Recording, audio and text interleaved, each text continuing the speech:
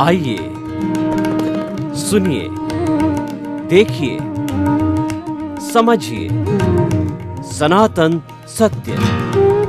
जैसी दृष्टि वैसी सृष्टि, दृष्टि विज्ञान।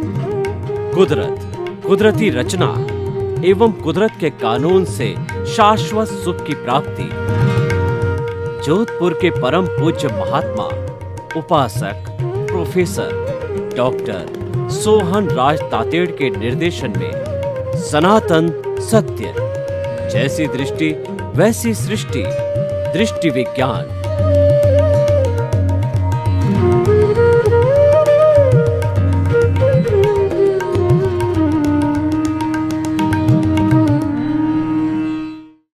आज का हमारा अति उत्तम विषय संवर निर्जरा दो धर्म। भगवान महावीर ने बताया कि वास्तव में जो धर्म होते हैं वो दो तरह के होते हैं। एक तो संवर होता है और दूसरा निर्जरा होता है। संवर का अर्थ होता है कि जो पापकारी प्रवृत्तियां हमारे भीतर आ रही है उसको आश्रव बोलते हैं।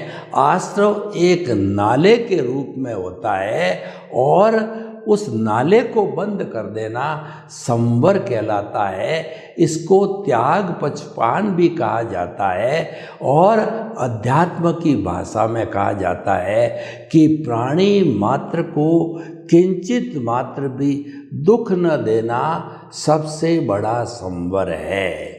और दूसरा धर्म भगवान ने बताया निर्जरा। निर्जरा का अर्थ होता है कि जरण होना। हमारी आत्मा के साथ जो अज्ञान जुड़ा हुआ है, जो कर्म शरीर है, लिंग शरीर है, कॉजल बॉडी है, वो कर्मों का पुलिंदा है। उसमें से कर्म जड़ते हैं, यानी कि हमारे अज्ञानता से जो कर्म अलग होते हैं वो निर्जरा कहलाती है। निर्जरा एक शुद्धिकरण की प्रक्रिया है। जैसे कि कहीं पर मैल जमा हुआ है उसको हम साबुन के द्वारा अलग करते हैं तो अलग होना है, वह निर्जरा कहलाती है। अगर हमारे हाथ पे कोई चीज़ जानवर चिपका हुआ है या कोई चीज़ चिपकी हुई है उसको हम अलग करते हैं तो वो भौतिक निर्जरा कहलाती है। Dissociation of the karma from the soul और फ्रॉम द कार्मिक बॉडी और causal body is called nirjara. निर्जरा को डिसोशिएशन कहा जाता है और संवर को जो है रिनंशिएशन कहा जाता है कि पापकारी प्रवृत्ति को रोकना और जो है वह त्याग पचकान करना, वह सारा संवर कहलाता है। भाई और बहनों, यहाँ पर मैं जो जैन धर्म के 9 तत्व है उसका संक्षेप में व्याख्या करूँगा और एक रूपक के रूप में व्याख्या करना चाहूँगा जो कि संवर और निर्जरा को जोड़े हुए हैं, जिसके साथ इनका जो है वो व्यवहार है उनकी भी बात करेंगे। वो 9 तत्व जो जैन धर्म ने मान्य किए हैं वो जीव, अजीव, पुण्य, पाप, आश्रव, संवर, निर्जरा, बंध और मोक्ष, 9 तरह के। इसमें से हमको भेद करना है कि कौन से हे है और कौन से उपादेय है। हे का मतलब छोड़ने योग्य और उपादेय का अर्थ होता है ग्रहण करने योग्य। इनमें से कौन कौन से ग्रहण करने चाहिए, कौन कौन से छोड़ने चाहिए वो हम आपको बताते हैं और एक रूपक के रूप में आपको बता दिया जाए तो ये सारी चीज़ें क्लियर हो जाती है। और हे उपादेय के साथ में गे जो है 9 ही तत्व गे है, क्योंकि दुनिया में जो हम बुराई और अच्छाई को जानते हैं तभी हम उसके बीच में भेद कर पाएंगे। अच्छाई बुराई दोनों को जानना वो गे है और उसमें से जो है अच्छाई को ग्रहण करना उपादेय है और बुराई को छोड़ना वो हे कहलाता है। तो भाई और बहनों, मैं आपको बताना चाहता हूँ वो रूपक क्या है। मान लीजिए एक तालाब है जो एकदम कंक्रीट का बना हुआ है, पानी, बरसात का पानी स्टोर करने के लिए टंकी मान लीजिए, तालाब मान लीजिए, साफ करने के लिए एकदम साफ सुथरा है ताकि पीने के योग्य पानी उसमें इकट्ठा हो सके। तो ये जो हमारी जो खाली तालाब या टंकी है वह उसको आत्मा को रूपक के रूप में माना गया है। और इसको आत्मा के बाद में यानी इसको जीव कहा जाता है। और जीव भी दो तरह के होते हैं। जो 7वीं पोजीशन मोक्ष की अवस्था होती है वह भी जो है एकदम साफ सुथरा तालाब हो गया। और जीव का मतलब हो गया जो मुक्ति वाला जीव है वह मोक्षगामी जीव, सिद्ध जीव कहलाता है, मुक्त जीव कहलाता है। और जो पाप पुण्य के द्वारा पानी युक्त पाप पुण्य, वो पानी गंदा और साफ पानी मिक्स है। पानी युक्त पानी को जो गंदा और अच्छे पानी को पाप पुण्य जो युक्त हमारी आत्मा है, जो कि बॉन्डेड जो होती है वो संसारी आत्मा कहलाती है। तो ये तो हो गया जीव। और अजीव जो है ये जो है कंक्रीट वगैरह जिससे ये हमारा तालाब बना है वह अजीव है, अजीव साधन है और जीव साध्य है। और जो हमारा कर्म शरीर, कार्मण शरीर, अज्ञान है वो सारा अजीव रूप में है। वो आत्मा के साथ बंधा रहने से ही यह सांसारिक आत्मा कहलाती है। इसको मैं और मेरा भी कहा जा सकता है। इसको क्रोध, अहंकार, माया, लोभ, कषाय भी कहते हैं। इसको मोह का संसार भी कहा जाता है। तो ये इसके बहुत से नाम हैं जो आत्मा के साथ में अविद्या भी कहते हैं, वो जोड़ा जाता है।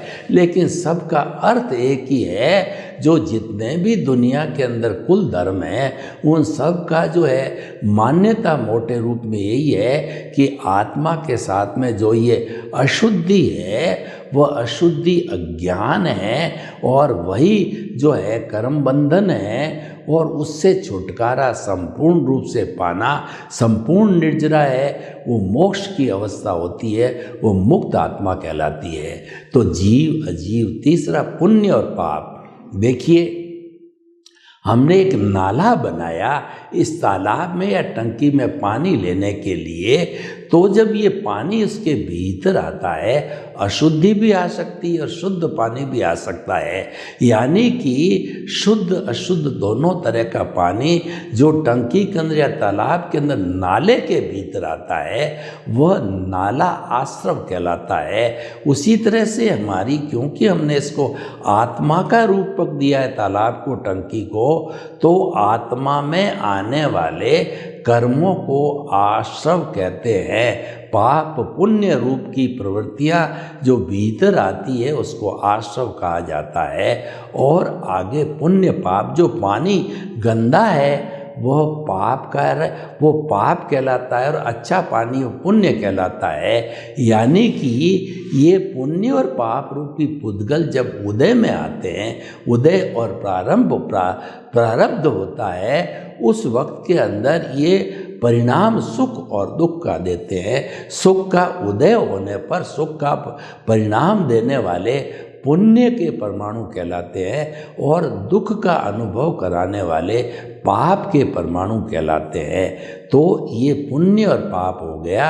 और उसके बाद में आश्रव जो है भीतर आने का नाला है, यह जो है पुण्य पाप रूपी होता है। और उसके बाद में संवर होता है। अगर हम उस नाले को, जो हमारे भीतर पाप पुण्य रूपी गंदा और अच्छा पानी भीतर आ रहा है, उस नाले को आने वाले कर्मों को हम रोक देते हैं तो वो संवर कहलाता है। और उसके बाद के अंदर जब ये तालाब भर गया, आधा भरा पूरा भरा हम उसको खाली करना चाहते हैं तो इसमें पंप लगा करके पानी को बाहर लिफ्ट करके बाहर डालते हैं, ये निर्जरा कहलाती है। निर्जरा का अर्थ होता है खाली करना, डिसोशिएशन करना, कि तालाब में से पानी को बाहर निकालना, तालाब को खाली करना, तालाब से पानी को हटाना है, वो निर्जरा स्वरूप हो गई। और जब सारा तालाब एकदम खाली हो जाता है, उसमें बिल्कुल एक बूंद भी पानी नहीं, वो मुक्ति की अवस्था कहलाती है। वह शुद्ध तालाब होता है, वह शुद्ध आत्मा का, परमात्मा का रूप कहलाती है। तो भाइयों बहनों, ये 9 तत्वों का रूपक है।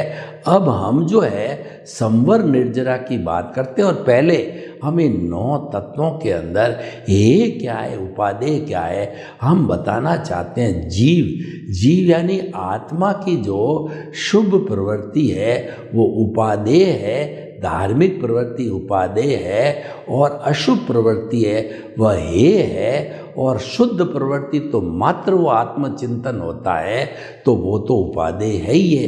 इस तरह से भाव 3 तरह के होते हैं, अशुभ भाव, शुभ भाव और शुद्ध भाव। अशुभ भाव होते हैं वो हिंसा करने के, झूठ के, कपट के, चोरी के वगैरह जो है वो अनैतिक भाव होते हैं, वो भाव कहलाते हैं अशुभ भाव। वो तो हम करना ही नहीं चाहिए और हम उसकी तवज्जो भी नहीं देते, शिक्षा भी नहीं देते हैं। दूसरा शुभ भाव होते हैं मन वचन काया की शुभ क्रिया, उसको धार्मिक क्रिया कहा जाता है। उस धार्मिक क्रिया के कारण जो है एक तो पुण्य का बंध होता है, और वो धार्मिक क्रिया की जाती है वो निर्जरा के लिए की जाती है, यानी कि पुण्य का भी बंध होता है और वह निर्जरा भी होती है। तो निर्जरा है वह तो उपादेय है, और पुण्य है वह हे है। पुण्य पाप दोनों हे है, क्योंकि दोनों बेड़ियां हैं। और निर्जरा जो है हमेशा उपादेय है, संवर उपादेय है। बंध जो है वह आत्मा और कर्मों को जोड़ने वाला फेविकॉल है। वह जो है एक तरह का अज्ञान है जो कि आत्मा के साथ जुड़ता है, तो उस कारण जो है वह ये दोनों हे कहलाते हैं। तो भाई और बहनों, अब जो है हमारा आज का विषय जो है संवर और निर्जरा की बात कही गई है। तो संवर और निर्जरा भगवान ने 2 धर्म बताए हैं, और निर्जरा का तो अर्थ ये है कि कर्मों का आत्मा से अलग होना। निर्जरा 2 तरह की होती है, सकाम निर्जरा और अकाम निर्जरा। अकाम निर्जरा का अर्थ होता है कि व्यक्ति बिना किसी लक्ष्य के, बिना किसी भी गोल के, बिना किसी भी टारगेट के, वो जो है अनायास रूप से जितना सहन करता है, सर्दी को, गर्मी को, बरसात को, और क्या है कि लू को करता है, और जो है ठंडी हवाओं को करता है, और वह जो है जीव सहन करता है किसी के तिरस्कार को, किसी के सम्मान को।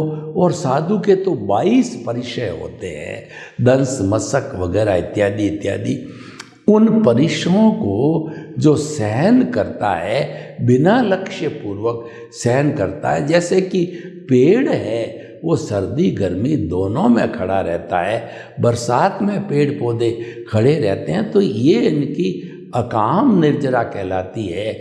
पशु होते हैं तो वो अपने आप अपने शरीर को ढक नहीं सकते, तो जो जैसे रूप में पशु पक्षी प्राकृतिक रूप में हैं, तो जितना भी कष्ट तो सहन करते हैं, सर्दी का, गर्मी का, धूप का, बरसात का, ठंडी हवा का, गर्म हवा का, इत्यादि इत्यादि, वो सारा जो है सहन करना है, वह अकाम निर्जरा कहलाती है।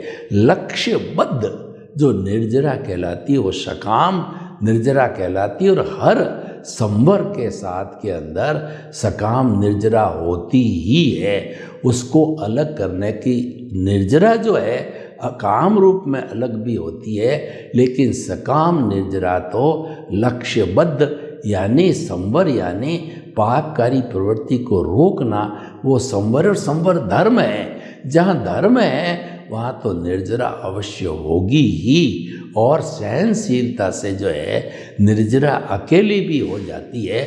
अकाम निर्जरा और धार्मिक प्रवृत्ति के साथ सकाम निर्जरा होती तो वो तो होती ही है, वो सकाम निर्जरा कहलाती है। तो भाई और बहनों, जो है संवर और निर्जरा, इन दो धर्मों की हम बात करें तो देखिए, इन दो धर्मों की बात करने के लिए मैं जो है धर्म को 3 भागों में बांटता हूँ।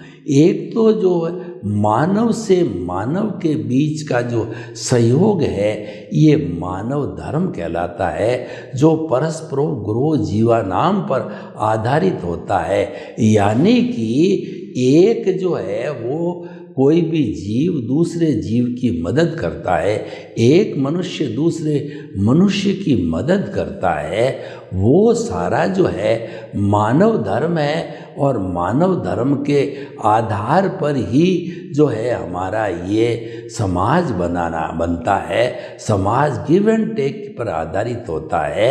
व्यक्तियों के समूह को परिवार कहते हैं, और परिवारों के समूह को समाज कहा जाता है, और समाजों के समूह को राज्य या राष्ट्र कहा जाता है, और राष्ट्र के समूह को विश्व कहा जाता है। तो न्यूनतम घटक इकाई है वो मनुष्य है, और जब वो मिलकर के साथ जीते हैं तब वो समाज कहलाता है।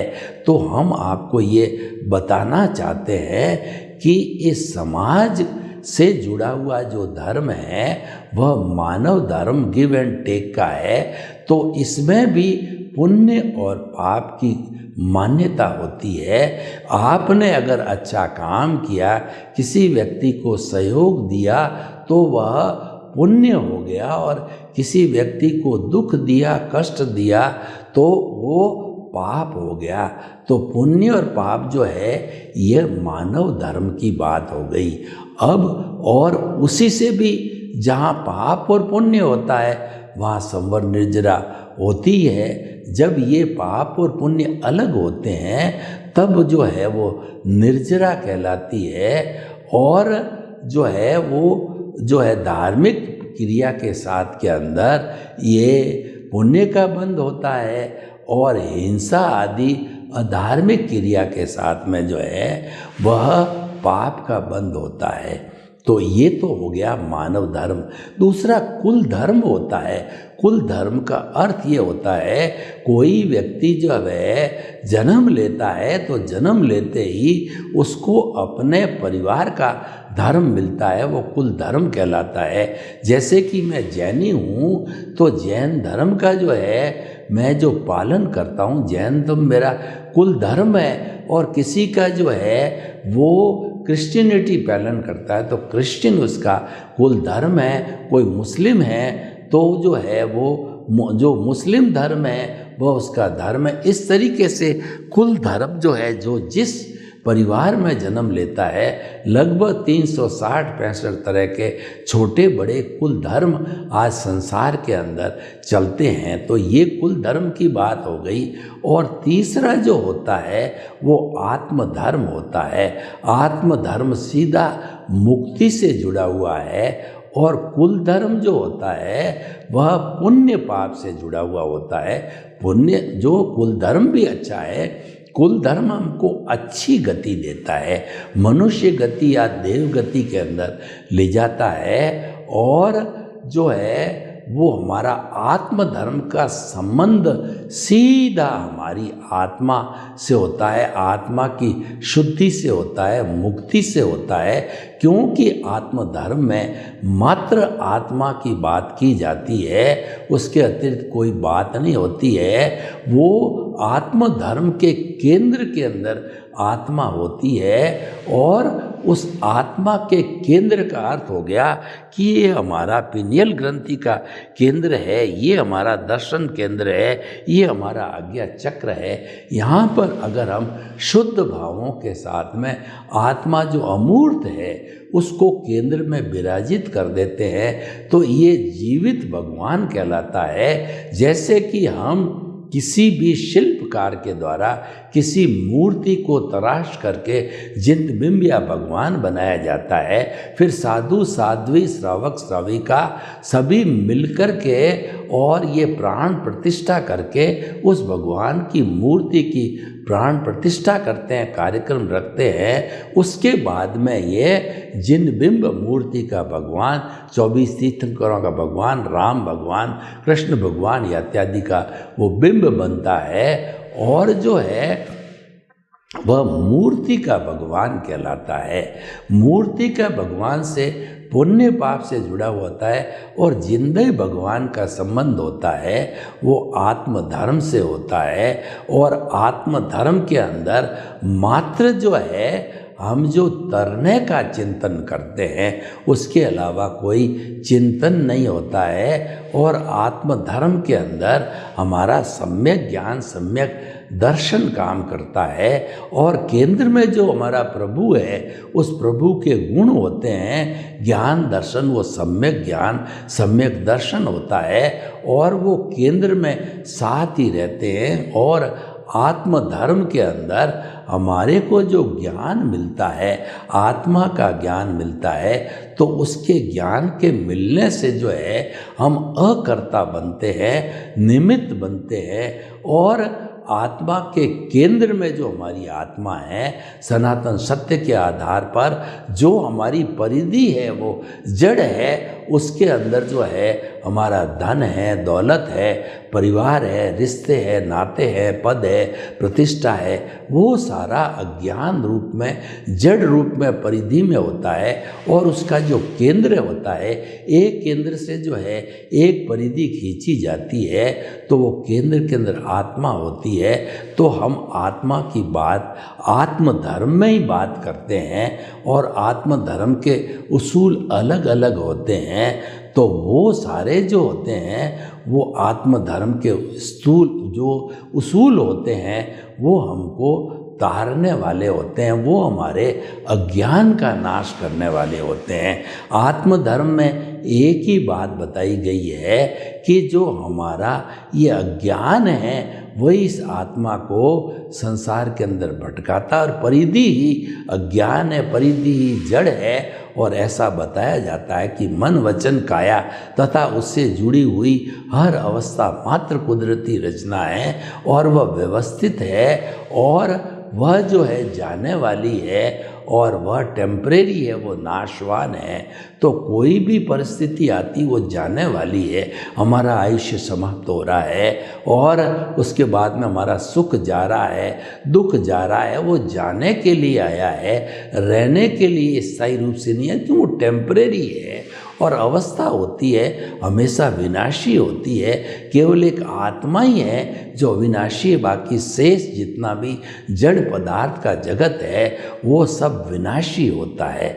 तो भाइयों और बहनों, हम आपको बता रहे थे कि ये जो हमारा जो दो धर्म है, संवर और निर्जरा, देखिए हमारा जो है ये मन वचन काया तथा उससे जुड़ी हुई हर अवस्था मात्र कुदरती रचना है और वह जो ऑटो मोड से चलती है, यानी जो भी पिछले जन्म का हमारा जो कहना चाहिए कि हमने जितने जितने कॉजेज डाले थे, जितने जितने प्रतिष्ठित आत्मा में भाव डाले थे, तो वो सारे जो भाव है उन पर जब कोट लगता है तब वो लाइव होता है, वो चार्जिंग होता है और वो चार्जिंग हुआ इस जन्म में वह डिस्चार्ज के रूप में, द्रव्य कर्म के रूप में होता है, ऑटो मोड के रूप में होता है, वो मैकेनिकल आत्मा के रूप में होता है।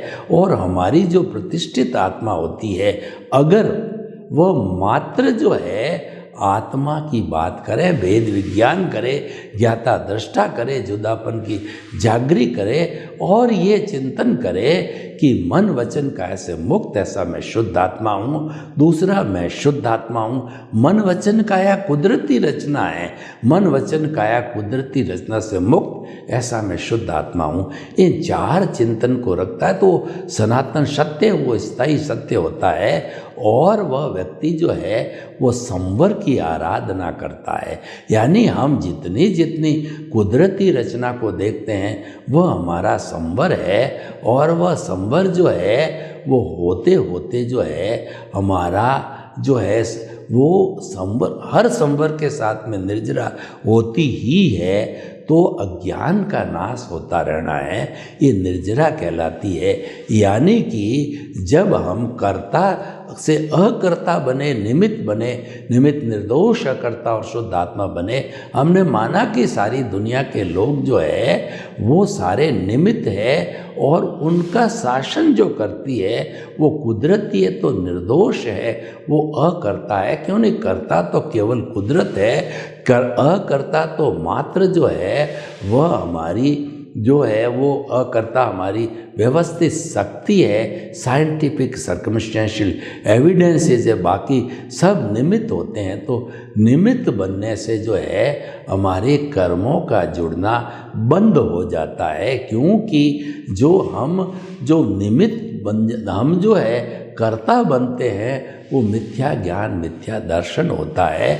और सद्गुरु और ज्ञानी पुरुष है हमारे भाग्योदय से हमारे जो है वो अनंतानुबंधी कषाय को भस्मीभूत करके और हमें निमित्त बना देते हैं। नो ऑनरशिप नो डिवरशिप का अर्थ हुआ कि हमारा जो मोहनीय कर्म, जो अज्ञान का रूप है, वो काफ़ी डाइल्यूट हो जाता है, क्योंकि दर्शन मोहनीय की चार अवस्थाएं होती है। अनंतानुबंधी है वो हमारे कर्मों का अर्जन करने वाली होती है, और दूसरा प्रत्याख्यानी, अप्रत्याख्यानी और संजलन, तीन तरह की शाखा होती है। तीन तरह का जो स्थितियाँ होती है हमारे मोहनीय कर्म की, वो तो तीन इतनी डाइल्यूट होती है कि उसको डिस्चार्ज की तरफ से आराम से भुगतान किया जा सकता। तो भाई और बहनों, हम आपको बता रहे थे कि संवर और निर्जरा, संवर पूर्वक निर्जरा, बंध पूर्वक निर्जरा कैसे होती है कि देखिए हमारा जितना भी ये भुगतान हिसाब चल रहा है, हमारा जो है द्रव्य कर्म के रूप में पुराना भाव कर्म कोटेड करके कॉजल बॉडी बनी है, उसका भुगतान इस जन्म में होता रहता है, वो सारी निर्जरा कहलाती है। जितना भी उदय और प्रारब्ध है वह निर्जरा कहलाती है, और ये बंध पूर्वक निर्जरा होती है। क्योंकि बंध पूर्वक निर्जरा किसे कहते हैं कि हमारा जो ये चल रहा है, जितना भी हमारा जो है प्रारब्ध और ये जो है हमारा उदय चल रहा है, ये सारा बंध पूर्वक जो बंद होता है, बंध पूर्वक में, और संवर होता है। यानी कि हमारे नो कॉजल बॉडी, उसी से ही कॉज नहीं पड़ेंगे तो आत्मा सिद्ध बुद्ध मुक्त बनती है।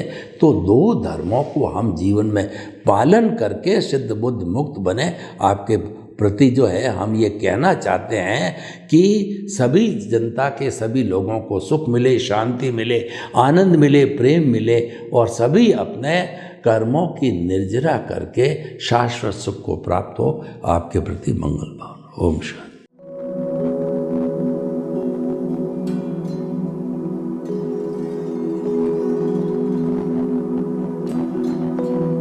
एक ऐसा अंतर्राष्ट्रीय ख्याति प्राप्त मानव जो गुरु प्रेरणा से पिछले 20 वर्षों से वानप्रस्थ जीवन जीते हुए 24 घंटे मानवता की सेवा में संलग्न है।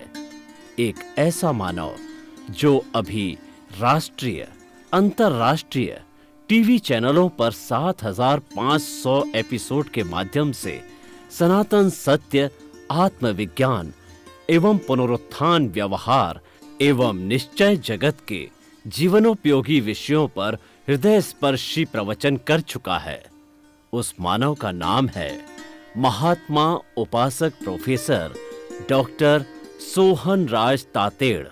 प्रोफेसर तातेड़ द्वारा योग, दर्शन, शिक्षा विषयों पर रचित पीएचडी स्तर के 250 शोध ग्रंथ भारत के 100 प्रतिष्ठित विश्वविद्यालयों में शोधार्थी पढ़ रहे हैं तथा वे सभी शोध ग्रंथ वहां की सेंट्रल लाइब्रेरियों में उपलब्ध हैं।